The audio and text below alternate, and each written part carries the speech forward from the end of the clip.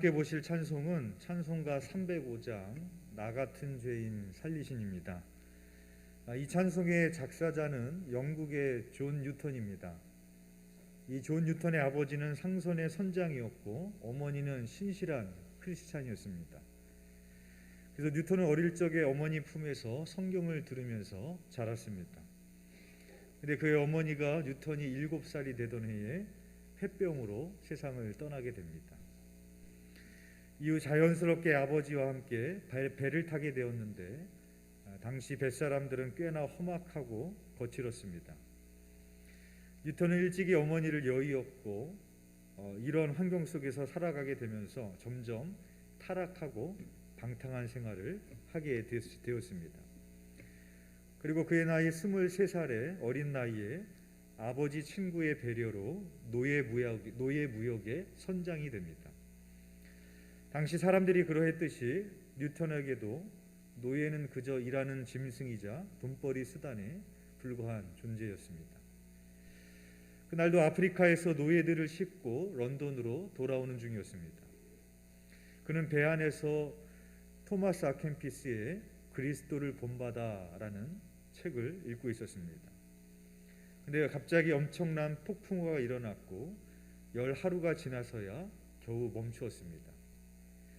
그 폭풍우는 조금 전에 읽었던 그 토마스 아켄피스의 그리스도를 본받아라는 책과 어릴 적 어머니가 읽어주었던 성경 말씀을 존 뉴턴이 떠올리게 됩니다. 그래서 그는 하나님께 무릎을 꿇었고 그동안 해왔던 자신의 죄를 회개하고 참회의 눈물을 흘렸습니다. 바로 뉴턴이 회심을 경험하는 순간이었습니다. 그때 때마침 도착한 구조선에 의해서 기적적으로 목숨을 건진 존 뉴턴은 자신의 사업을 청산하고 독실한 기독교인으로 새 삶을 살아가게 됩니다. 회심 후에 뉴턴은 신학을 공부하며 목사님이 됩니다. 그리고 그는 당시 영국의 위대한 복음 전도자인 존 웨슬리와 조지 휘필드와도 교류를 했습니다. 어느 날 뉴턴은 존 웨슬리가 쓴 글을 읽고는 노예 매매가 얼마나 악한 일이었는지를 깨닫게 됩니다.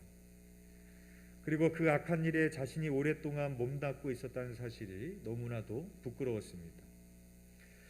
하지만 무엇보다도 그 악한 일이 아무런 거리낌 없이 저지르고 왔던 자신을 구원해 주신 그 예수님의 은혜가 너무나도 놀라웠습니다. 뉴턴은 영국 올리라는 작은 마을에서 사역할 때 이토록 놀라우신 예수님의 은혜를 찬양하는 시 한 편을 적었는데 그것이 바로 우리가 보는 나 같은 죄인 살리신의 가사가 되었던 것입니다. 그 후에 존 뉴턴은 누구보다 앞장서서 노예 제도에 반대를 했습니다.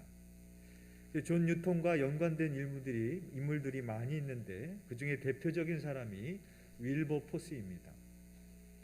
이 윌리엄 윌버포스는 24살의 나이에 영국의 하원이 되는 미래가 촉망받는 그런 유능한 정치인이었습니다. 근데 그 역시 회심을 경험한 이후에 정계를 떠나야겠다라는 결심을 하였지만 나 같은 죄인 살리신을 작사한 존 뉴턴 목사의 강력한 권고로 정계에 남게 됩니다. 그 후로 존 뉴턴은 윌버포스의 평생의 신앙의 멘토가 되면서 이 윌버포스는 노예 무역 폐지의 최선봉에 서게 됩니다. 그래서 그 일로 인하여서 윌버포스는 또 수차례 살해 위협을 당하기도 하고 그러나 하나님을 믿는 그의 신앙은 그것을 두려워하지 않았습니다. 그는 목숨을 걸고 국회에서 무려 20년 동안 150차례에 걸쳐서 노예 무역 폐지 법안을 놓고 논쟁을 하고 싸웠습니다. 그리고 20년 후가 되는 1807년 드디어 노예 무역 폐지 법안이 의회를 통과했고 마침내 1833년에 영국의 모든 노예를 해방하라라는 법령이 선포하게 됩니다. 참으로 하나님의 어메이징 그레이스, 하나님의 놀라우신 은혜가 아니면 이루어질 수 없었던 그런 45년 만에 이룬 쾌거였습니다. 그리고 노예무역 폐지 법안이 선포된 지 사흘 만에 윌버포스는 74세의 나이에 주님의 품 안에 안기게 됩니다. 뉴턴의 회심이 윌버포스의 회심으로 이어졌고 또 노예 무역 폐지라는 놀라운 역사를 일으키게 되었습니다. 그야말로 어메이징 그레스, 하나님의 놀라우신 은혜가 아니었으면 말할 수 없는 그러한 일들일 것입니다. 그리고 이 찬송의 곡조는 우리가 보는 찬송가를 보면 이 왼쪽 위에는 작사자가 나오고 오른쪽 상단에는 작곡자가 나옵니다. 근데 왼쪽 작사자에는 존 뉴턴이 나오는데 오른쪽 상단에 보면은 트래디셔널 아메리칸 멜로디라고 나옵니다. 그러니까 명확한 작곡자가 없는 거죠. 그래서 이 찬송의 곡조는 미국의 민요다라고 말을 하는데 좀 더 명확하게 말하면 체로키 인디언들의 민요입니다. 그래서 콘트라팍툼, 세속적 노래가 찬양이 되어졌던 곡 중에 하나가 바로 또 나 같은 죄인 살리신이라는 찬양입니다. 체로키 인디언 소년 하나가 조지아주에서 살고 있었는데 하루는 강가에서 놀다가 금덩이를 가지고 놀았습니다. 뭔지도 모르고 가지고 놀았던 거죠. 근데 그것을 가지고 놀고 있는데 백인 한 사람이 지나가다 그것을 보고 너 그거 나한테 팔래 하면서 금을 사서 갔습니다. 이 사람이 금을 사서 가서 보니까 어떤 생각이 들었는가 하니까 저 땅을 우리가 차지해야 되겠다. 금을 갖기 위해서. 이런 마음이 들기 시작한 겁니다. 그래서 결국에는 조지아주 의회에서 체로키 인디언들의 땅을 차지하는 법안을 통과시킵니다. 그리고 나서 다시 의회에서 체로키 인디언들을 강제로 이주시키는 법안을 통과시켰습니다. 그래서 지금의 오클라호마 지역으로 강제 이주시킵니다. 출발하는 시점이 12월이었고 3개월에 걸쳐서 걸어서 3월에 도착을 하게 됩니다. 그러니까 추운 겨울 내내 걸어서 강제로 인디언들을 이주시킨 겁니다. 그러니까 얼마나 춥고 배고프고 서럽고 고달팠겠습니까? 15,000명이 떠났는데 4,000명이 죽었습니다. 수많은 아이들이 죽고 수많은 사람들이 죽으며 그 길을 걸어가는 눈물의 길을 걸어가게 됐던 것입니다. 사무엘 워체스터라는 목사님이 있었는데 인디언들의 강제 이주를 하는 것을 반대했던 백인 목사님이었습니다. 그래서 이 인디언들이랑 같이 동고동락했던 백인 목사님이었는데 이분이 존 뉴턴의 가사를 체로키 인디언들의 가사로 번역을 해줬습니다. 그래서 그 아이들이 죽거나 아버지가 죽고 어머니가 죽고 또 누군가가 죽을 때마다 바로 그들이 불렀던 노래가 어메이징 그레스, 나 같은 죄인 살리신이라는 찬양을 부르면서 간 겁니다. 그래서 오늘날에도 미국에서는 장례식을 치르면 그런 일이 있었기 때문에 나 같은 죄인 살리신이라는 찬양을 장례식 때 꼭 부른다고 합니다. 바로 이 찬양의 곡조가 체로키 인디언들의 민요에서 온 것이죠. 그리고 존 뉴턴이 쓴 가사로 덧입혀진 찬송이 바로 오늘의 찬송이 되는 겁니다.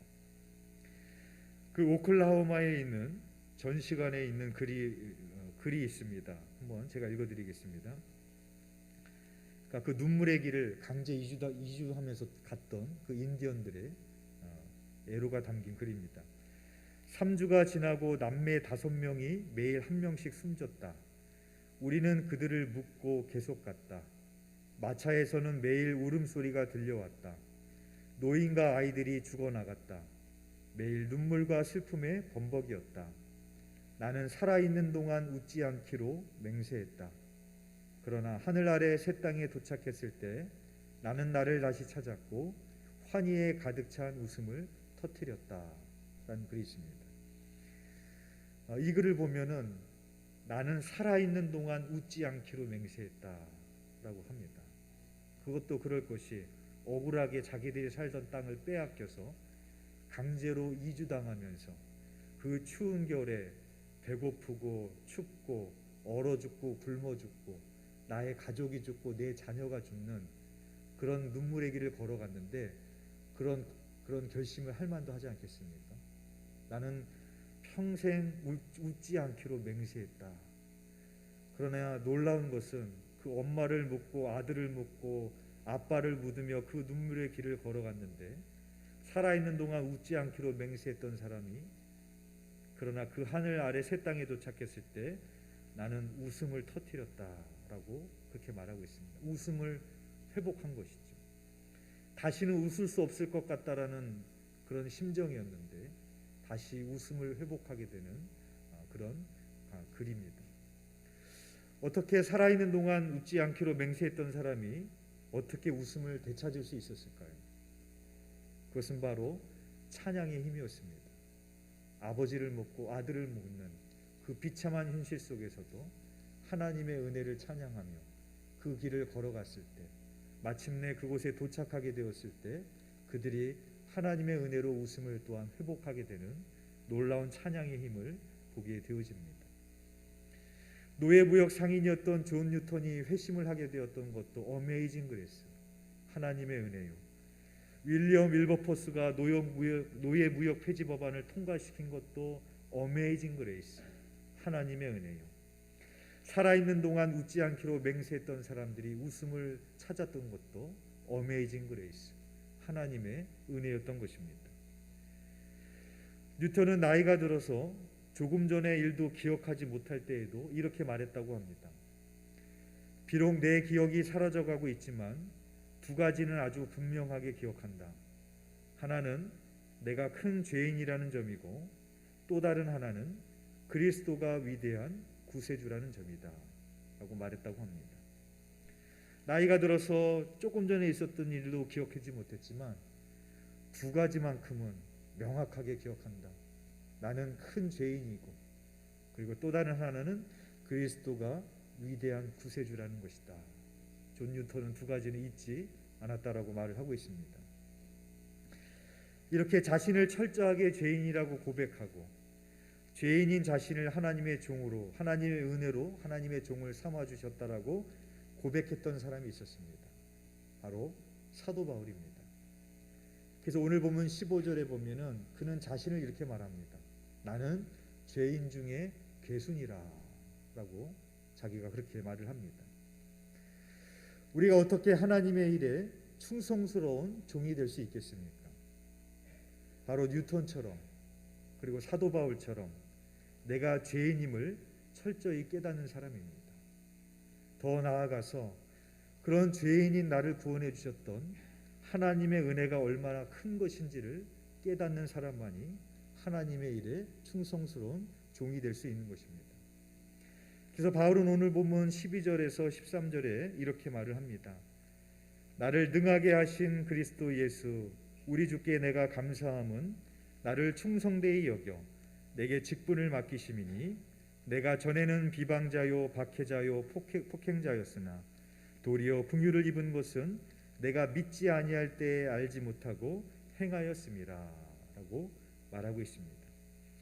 바울은 이 말과 같이 그는 예수님을 믿는 자를 핍박하던 자였고 비방하는 자였고 폭행하는 자였습니다. 그리스도인들을 옥에 가두고 죽이는 것을 당연하게 여겼던 사람이었습니다. 그러나 어메이징 그레이스, 하나님의 놀라우신 은혜는 무엇인가? 바로 예수 그리스도의 복음을 전하는 주의 종으로 자신을 선택했다라는 것입니다. 그 하나님의 은혜가 너무나도 놀라워서 바울은 일평생 나에게 주신 직분을 충성되이 주님의 종으로 살 수 있었다라고 바울은 그렇게 고백을 하고 있는 것입니다. 여러분, 우리도 마찬가지입니다. 세상의 일은 돈으로 돌아갑니다. 돈 주고 시키면 됩니다. 그리고 돈을 벌기 위해서 일을 하는 겁니다. 그러나 하나님의 일은 돈으로 되어지지 않습니다. 하나님의 일은 은혜로 되어지는 것입니다. 내 안에 은혜가 있어야지만이 하나님의 일을 할 수 있습니다. 그러나 내 안에 은혜가 없으면 아무리 명예를 준다고 해도 아무리 돈을 준다고 해도 할 수 없는 것이 바로 하나님의 일인 것입니다. 바라기는 저와 여러분들에게도 하나님께서 귀한 직분을 맡겨주셨습니다. 존 뉴턴의 고백처럼 사도 바울처럼 우리가 죽는 순간까지 잊지 말고 기억해야 될 것, 치매가 걸리는 일이 있어도 잊지 말고 기억해야 될 것은 나는 죽을 수밖에 없었던 죄인이라는 점이었고 그 죄인을 구원해 주셨던 하나님의 은혜 두 가지를 기억해야 될 것입니다. 하나님의 일을 하는 데 있어서 돈으로 하는 것이 아니라, 일을 악물고 하는 것이 아니라 하나님의 은혜로 하는 것입니다. 하나님 우리에게 맡겨주신 그 직분을 우리들 마음속에 은혜가 풍성하여서 우리가 하나님의 일들을 충성스레 감당하시는 저와 여러분이 되시기를 주님의 이름으로 축원드립니다.